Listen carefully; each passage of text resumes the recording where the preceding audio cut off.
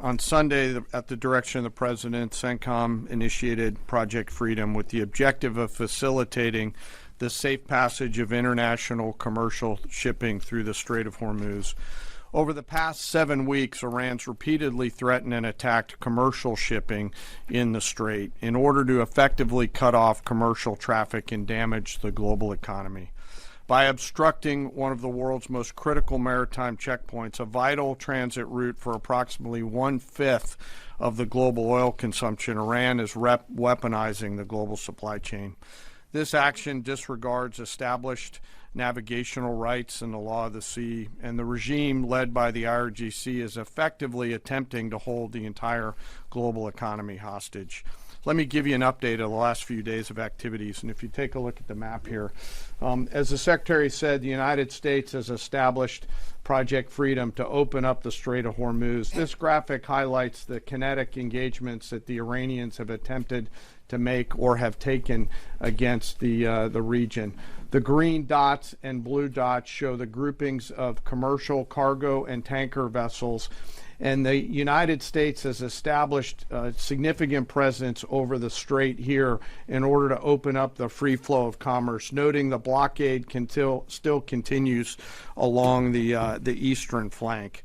The map shows the examples and samples of Iranian attacks against commercial vessels in the strait, as well as the Gulf of Oman and up in the Arabian Gulf.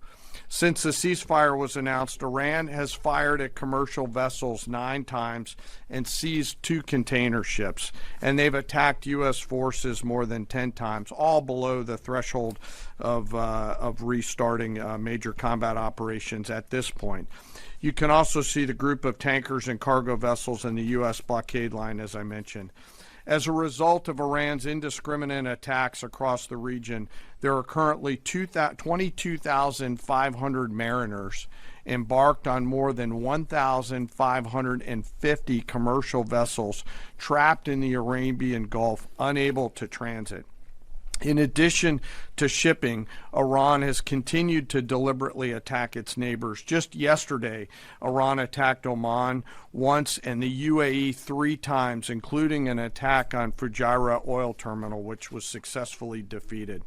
They also launched cruise missiles, drones, small boats at U.S. forces defending commercial shipping in the Straits, and United States Navy MH-60 helicopters and Army AH-64 Apache helicopters successfully defeated those threats. Thus far, today is quieter. Let me describe this defensive operation just a few clicks down for you. As the Secretary said, Project Freedom is designed to protect commercial shipping and help restore the flow of commerce through the strait and sustain freedom of navigation. CENTCOM has established an enhanced security area on the southern side of the strait that is now protected by U.S. land, naval, and air assets to help defeat further Iranian aggression against commercial shipping.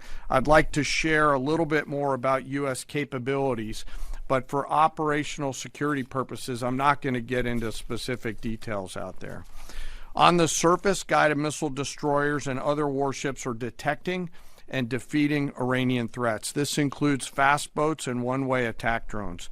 In the air, more than 100 fighters, attack aircraft, and other manned and unmanned aircraft, synchronized by the 82nd Airborne Division, are in the air 24 hours a day, providing defensive overwatch for the enhanced security area and its approaches that I discussed.